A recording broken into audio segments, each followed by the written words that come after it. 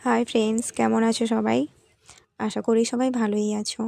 তো দেখো, আজকে আমি গিয়েছিলাম আমাদের বাড়ির খুবই কাছাকাছি এক জায়গাতে পুজো হচ্ছে। তো সেখানে গিয়েছিলাম পুজো দেখতে। জায়গাটার নাম হচ্ছে রাজযোগ। তো এখানে হচ্ছে যখন গিয়েছিলাম আর অনেকটাই তাড়াতাড়ি গিয়েছিলাম, যার কারণে দেখো লোকজন কিন্তু একেবারেই কম। আর সেই কারণেই কিন্তু ভীমদেবের দর্শনটা ভালো করে করতে পেরেছি। এর আগে যেখানে গিয়েছিলাম সেখানে ব্যবস্থাতে সেখানে কিন্তু আমি এত ভালো করে দর্শন করতে পারিনি, কারণ এত ভিড় ছিল। আমি ঠাকুরের কাছে তো যেতেই পারলাম না, অনেকটা দূর থেকেই দেখতে হয়েছিল।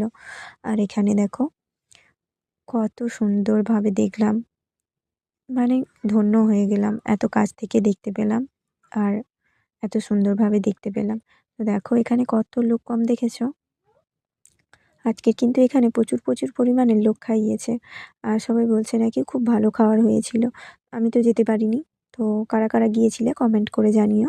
আর এখানে দেখো মেলা, কত দোকান বসেছে। জায়গাটা না অনেকটাই শর্ট, তার মধ্যে কতগুলো দোকান বসিয়েছে। আর এই দেখো রাস্তার উপরে কিন্তু সেই রকমভাবে কোনো দোকান বসেনি। আর ওই যে দেখো কয়েকটা ফুচকা দোকান বসেছিল, ফুচকাগুলো কিন্তু ভালো মাখিয়েছে। আর এখানে দেখো কি দারুণ লাগছে না এগুলো দেখতে।